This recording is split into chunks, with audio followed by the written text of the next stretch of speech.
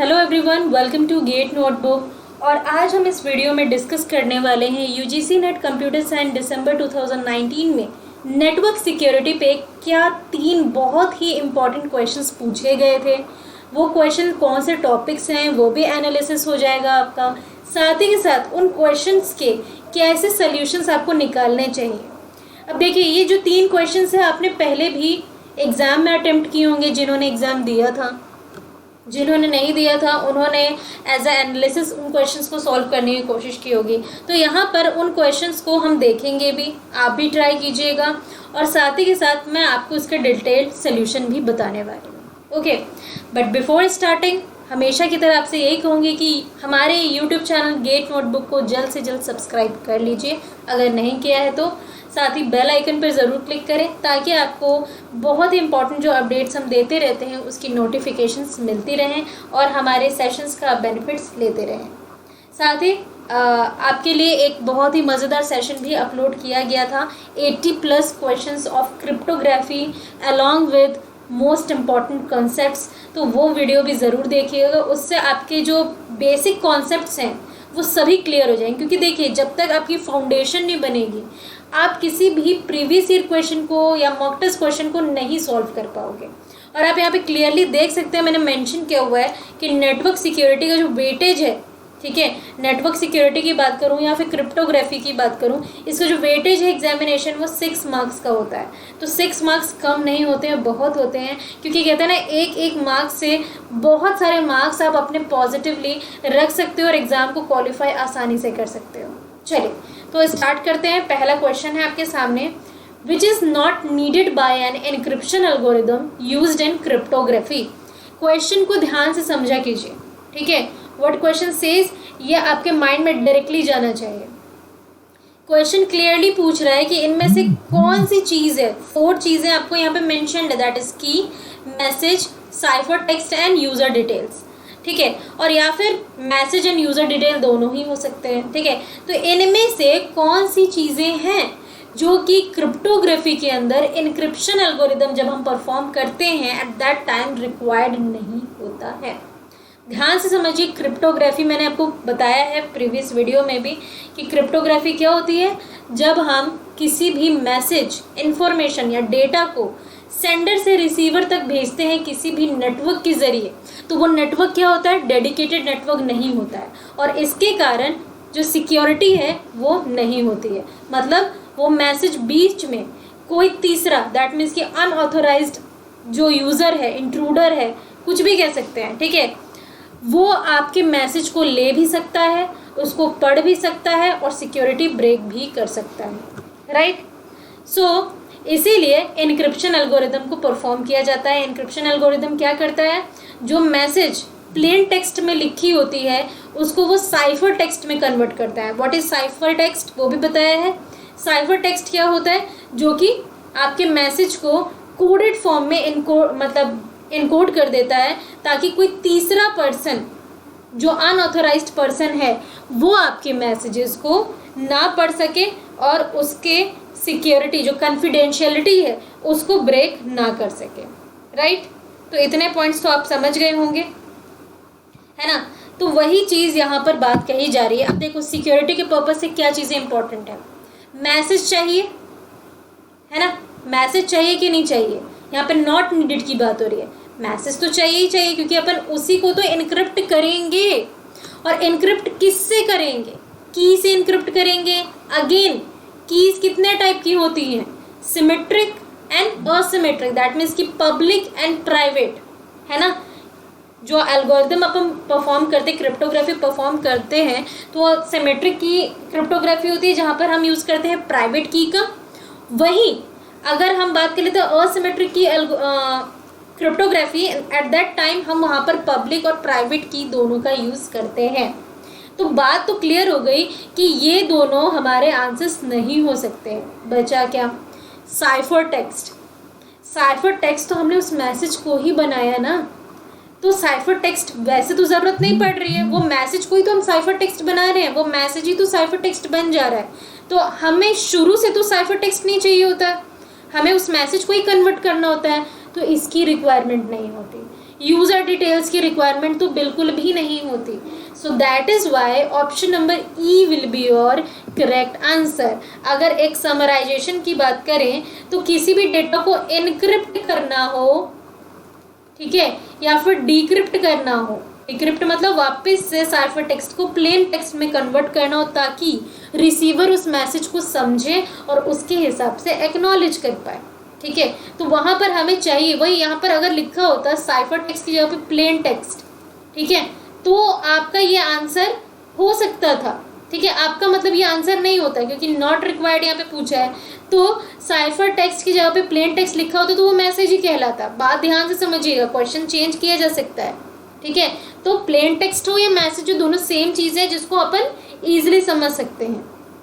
और की पब्लिक हो या प्राइवेट, दोनों की ही ज़रूरत पड़ती है, ठीक है, लेकिन यूज़र डिटेल्स नहीं चाहिए होती है। Is it clear to everyone? Next question पे बढ़ते हैं। अगला क्वेश्चन है आपके सामने, टोटल 3 स्टेटमेंट्स गिवन है। Again this question asked in UGC NET December 2019। So इनमें से कौन सा स्टेटमेंट करेक्ट है? कभी कभी ऐसा भी लिखा होता है which of the following is not correct, तो ये बात ध्यान दीजिएगा, करेक्ट पूछा है। 3 स्टेटमेंट्स हैं। अब ये तीनों स्टेटमेंट्स के बारे में बात कर लेते हैं।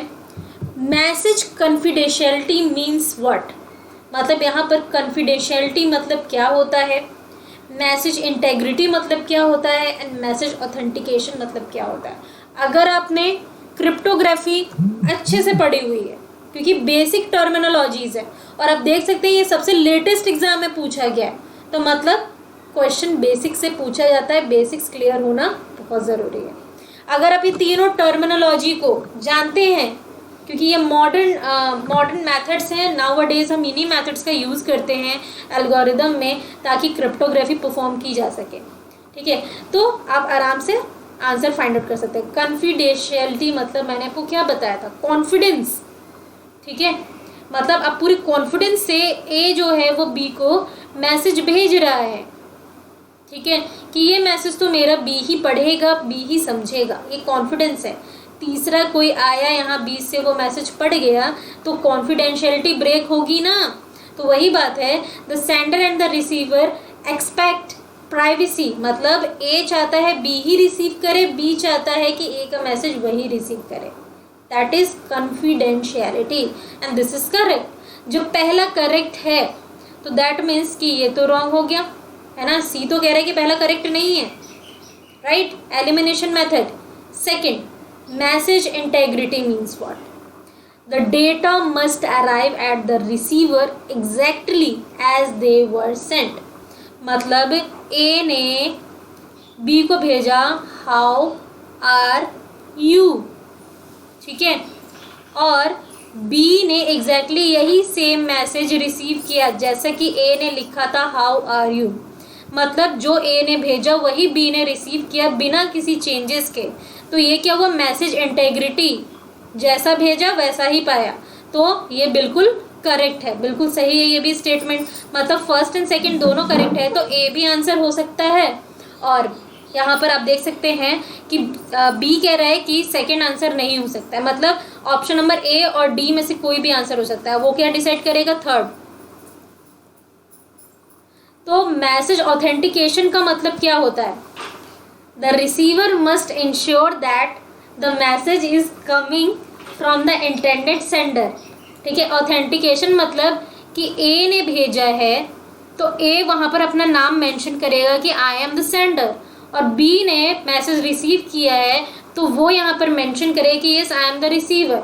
तो इस तरीके से ये ऑथेंटिकेशन होता है, ठीक है, मतलब कि बेसिकली मैसेज कौन भेज रहा है और किसको भेज रहा है, ठीक है, वो दोनों चीज़ें वहाँ पर मेंशनड हो कि कहाँ से आया और किसको गया, दैट इज मैसेज ऑथेंटिकेशन। तो ये क्या होगा, ये भी एक तरीके से क्रिप्टोग्राफी को बनाए रखने में इम्पॉर्टेंट है ना, और बिल्कुल इसका सही डेफिनेशन दिया हुआ है। So that is why your correct answer will B option number D, ठीक है।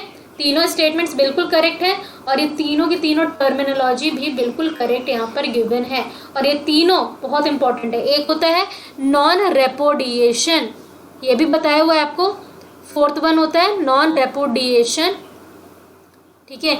इसका मतलब भी मैंने बताया था कि जब ऑथेंटिकेशन जो कह रहा है ना उसी बात को वैलिडेट करता है ये।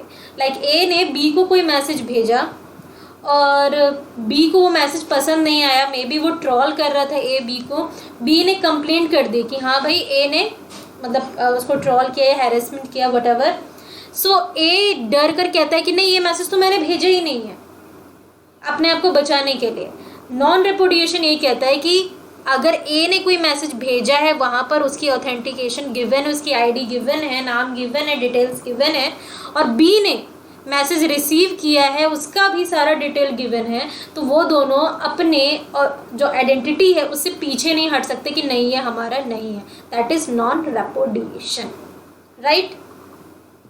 थर्ड क्वेश्चन है, which of the following 4 steps of DES algorithm is in correct order. आपको यहाँ पे 4 ऑप्शंस दिए हुए हैं, आपको यहाँ पर करेक्ट स्टेप फाइंड आउट करना है। 4 स्टेप्स हैं, विच of the following is the correct 4 steps of DES algorithm, correct order में, ठीक है, कि पहले यही परफॉर्म होता है, देन ये परफॉर्म होता है, एंड देन ये परफॉर्म होता है, ठीक है। तो ये पॉइंट आपको यहाँ पर समझना होगा। तो अगर हम इसके टर्मिनोलॉजी में बात करें DES एल्गोरिदम के, तो DES एल्गोरिदम होता क्या है ये भी बहुत जानना ज़रूरी है ना, क्योंकि इसके बिना हम इस क्वेश्चन को सॉल्व कर पाएंगे क्या। तो आप पहले खुद से भी सवाल कीजिएगा कि DES एल्गोरिदम आपके हिसाब से क्या है, कैसे हम इसको समझ सकते हैं। तो देखो, सबसे पहले समझो DES का मतलब क्या होता है, डेटा एनक्रिप्शन स्टैंडर्ड एल्गोरिदम, ठीक है। डेटा को कैसे एनक्रिप्ट करना चाहिए, मतलब डेटा को कैसे हिडन बनाना चाहिए ताकि और कोई उसको समझ ना पाए, कोडेड करना चाहिए, उसकी एक स्टैंडर्ड एल्गोरिदम होता है डेटा एनक्रिप्शन एल्गोरिदम, ठीक है। बट स्टार्टिंग में ही कहना पड़ रहा है, लेकिन अगर हम इसकी बात करें तो ये जो DES एल्गोरिदम है ना, ये उतना ज़्यादा पावरफुल नहीं माना जाता है, ठीक है, क्योंकि यहाँ पर जब अटैक्स होते हैं इंट्रूडर के द्वारा, ठीक है, जो थर्ड पार्टीज़ होती है उनके द्वारा, तो ये वल्नरेबल होता है, आसानी से यहाँ पर अटैक हो जाता है, तो प्रॉब्लम्स आ जाती है, इसलिए ये ज़्यादा पॉपुलर नहीं हो पाया और धीरे धीरे इसका जो यूजेज है वो कम हो गया। तो DES में होता क्या है कि यहाँ पर एक तरीके का ये एक ब्लॉक साइफर होता है, ठीक है, एक ब्लॉक होता है, साइफर मतलब जो कोडेड पार्ट हो, हिडन पार्ट हो। एंड ये क्या करते हो, उसके अंदर जो डेटा होता है ना ब्लॉक के अंदर, जिसका साइज 64 बिट ईच होता है, ठीक है, उसको ये क्या करता है, इनक्रिप्ट करता रहता है 1 by 1, ठीक है, 64 बिट्स का होता है ये।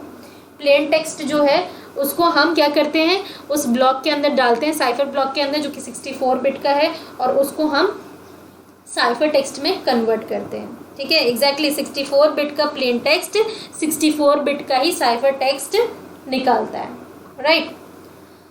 उसके बाद यहाँ पर हम की का यूज़ करते हैं, एल्गोरिदम का यूज़ करते हैं, ताकि डेटा एग्जैक्टली जैसे हम इनक्रिप्ट करते हैं, इनक्रिप्ट करेंगे by using encryption algorithm, and then हम उसको डिक्रिप्ट करेंगे जब रिसीवर उसको मतलब रिसीव कर लेता है, ठीक है। थोड़ा बहुत डिफरेंसेस होता है, यहाँ पे जो की लेंथ होती है ना वो 56 बिट्स की होती है, ठीक है। अब यहाँ पर आगे हम बात करें तो स्टेप्स, क्योंकि यहाँ पे स्टेप्स की बात हो रही है, देखो यहाँ पे तो 4 ही चीज़ें दी गई हैं। क्या क्या 4 चीज़ें अगर हम बात करें तो एक एक्सप्रेशन परम्यूटेशन है, एस बॉक्सेस हैं, एक्सॉर ऑपरेशन है, और एक स्ट्रेट परम्यूटेशन। तो एक पॉइंट तो याद रखिए कि चारों चीज़ें यूज़ होती हैं, बट करेक्ट ऑर्डर क्या है ये पूछा है क्वेश्चन में। तो सबसे अगर मैं इनको हटाकर अभी मैं आपको बेसिक नॉलेज दूँ तो पहला स्टेप तो यही होता है कि 64 बिट का जो प्लेन टेक्स्ट है, दैट इज़ जो मैसेज है, ठीक है, उसको हम इनिशियल परम्यूटेशन में डालते हैं, ठीक है। एक IP होता है, वो भी समझ लीजिए, क्योंकि मान लो अगली बार आपको यहाँ पे क्वेश्चन में एक्सप्रेशन परम्यूटेशन की जगह पे IP दे दिया गया, दैट इज इनिशियल परम्यूटेशन, जो स्टार्टिंग में हम परम्यूटेट करते हैं, ठीक है, उसके अंदर इसको दे दिया जाता है प्लेन टेक्स्ट को, जो कि 64 बिट का होता है। अब उसके बाद इनिशियल परम्यूटेशन उस प्लेन टेक्स्ट के ऊपर परफॉर्म करती है। उसके बाद अगला एक और इनिशियल परम्यूटेशन आता है जो कि 2 halves of the permuted blocks को परफॉर्म करता है। एक को वो लेफ्ट प्लेन टेक्स्ट में कन्वर्ट कर देता है, जिसको हम LPT कहते हैं, ठीक है। जब हम इनिशियल परम्यूटेशन इस पर परफॉर्म करते हैं, जो मैसेज है उसको 2 पार्ट्स में डिवाइड कर देता है। एक हो जाता है आपका लेफ्ट परम्यूटेशन प्लेन टेक्स्ट, और एक हो जाता है आपका राइट परम्यूटेशन प्लेन टेक्स्ट, ठीक है। 2 पार्ट में बट गई है। अब क्या होगा 16 rounds of encryption process in पे लगाया जाता है, इन दोनों पे। कितने राउंड? 16 राउंड्स। ये पॉइंट्स बहुत इंपॉर्टेंट है, याद रखिएगा। राइट। अब होता क्या है कि जब लास्ट आता है, बिल्कुल एंड आता है, ये 16 राउंड्स हो जाते हैं, तो जो आपका लेफ्ट प्लेन टेक्स्ट है, राइट प्लेन टेक्स्ट है, उसको दोबारा से अपन कर देते हैं क्या? ज्वाइन, जोड़ देते हैं। हमने अलग किया था ना, अब हम उसको ज्वाइन कर देंगे और इस पे एक फाइनल परम्यूटेशन भी परफॉर्म किया जाता है ताकि हम उस कंबाइंड ब्लॉक को फाइनलाइज कर सकें। राइट, इस तरीके से ये काम करता है। और जो रिजल्ट होता है अगेन आपको 64 बिट के साइफर टेक्स्ट में मिलता है। तो ये प्रोसीजर फॉलो किया जाता है। पॉइंट्स क्लियर हैं आप सभी को?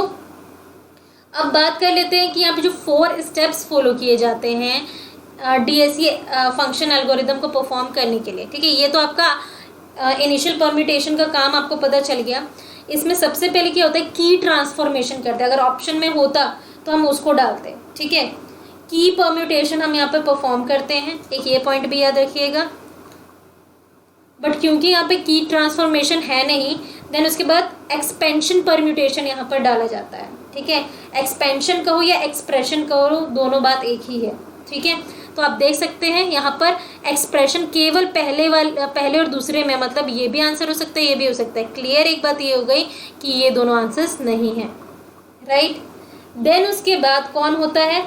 उसके बाद होता है आपका एस परम्यूटेशन, और उसके बाद यहाँ पर एस के बाद एन एक्सॉर ऑपरेशन। अब देखो एन एक्सॉर तो लगा ना, क्योंकि हमने अलग अलग भी तो किया, तो इसलिए आपको यहाँ पर एन एक्सॉर लगेगा। देन एस बॉक्स परम्यूटेशन लगता है। ठीक है, एक्स बॉक्सेस जो है इसका परम्यूटेशन लगता है। एंड देन आपका लास्ट में स्ट्रेट परम्यूटेशन लगता है। तो क्लियर हो गया? एक्सप्रेशन लगेगा पहले। ठीक है, परम्यूटेशन का एक्सप्रेस करेंगे। ट्रिक से याद कर लो, कोई भी एक्सप्रेशन आएगा तभी तो आप उसको परम्यूटेट करोगे। अगर आपके सामने 64 बिट का प्लेन टेक्स्ट आया तो वो आपके सामने एक एक्सप्रेशन है, तो एक्सप्रेशन परम्यूटेशन हुआ। देन आपने उसके ऊपर जोर ऑपरेशन लगाया। ठीक है, ऑपरेशन लगाने से हाफ हाफ हो गए, देन उसको आपने एस बॉक्सेस दिए। ठीक है, और देन उसके बाद कंबाइन करके एक स्ट्रेट परम्यूटेशन लगाए। एक ट्रिक से याद रख सकते हो। So correct answer will be your option number B. Clear है सभी को? These are the important points. So that's all in this video. पसंद आ रहा है तो डेफिनेटली वीडियो को लाइक करना ना भूलें। ठीक है, लाइक करने के साथ साथ शेयर भी कर दें और वीडियो पूरा देखें ताकि आपकी नॉलेज बेहतरीन तरीके से बढ़े। Right, so keep learning, keep practising. Thank you.